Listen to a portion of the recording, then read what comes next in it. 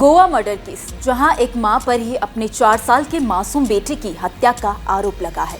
ये case in दिनों चर्चाओं में बना हुआ है। पुलिस इस केस की गुत्थी सुलझाने में जुटी हुई है। हर कोई ये जानने की कोशिश कर रहा है कि आखिर ऐसी भी क्या वजह रही जो एक मां ने ही अपने उस बच्चे को मौत के घाट उतार दिया, जिसे उसने 9 महीने तक अपनी कोख में रखा। लेकिन अब इस राज से पर्दा उठता दिख रहा है। मीडिया रिपोर्ट्स के मुताबिक पुलिस पूछताछ में सूचना सेठ ने ऐसी बातों का खुलासा किया है जिसे सुनकर पुलिस भी हैरान हो गई है।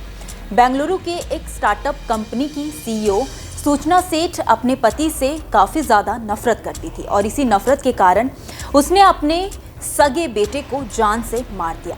जांच में पुलिस को ये भी पता चला है कि सूचना अक्सर अपने दोस्तों से कहती थी कि उसके बेटे की शक्ल पिता से काफ़ी ज़्यादा मिलती है। उसकी शक्ल बार बार उसे वेंकट रमन की याद दिलाती है।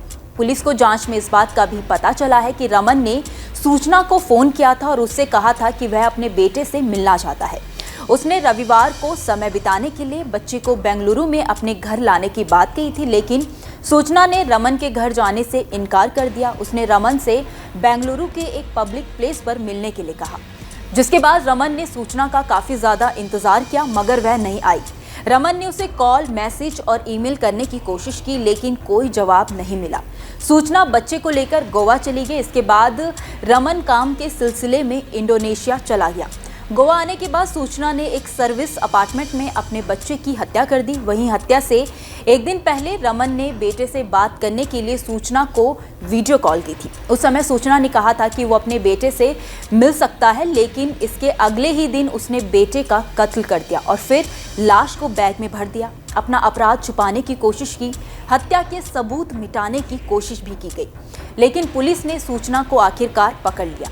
आपको ये भी बता दें कि सूचना सेठ की रमन से साल 2010 में शादी हुई थी। सूचना ने 2019 में अपने बेटे को जन्म दिया। हालांकि पति के साथ हुए विवाद के बाद दोनों का 2020 में तलाक हो गया। उस समय अदालत ने फैसला सुनाया कि बच्चे का पिता उससे हर रविवार को मुलाकात कर सकता है, लेकिन सूचना को बेटे का पति से मिलना पसंद नहीं था, जिसके चलते उसने इतना बड़ा कदम उठा लिया। खैर, देखना होगा कि इस केस में आगे क्या होता है। इस केस से जुड़े तमाम अपडेट्स हम आप तक पहुंचाते रहेंगे। आप देखते रहिए न्यूज़ नेशन का डिजिटल प्लेटफॉर्म।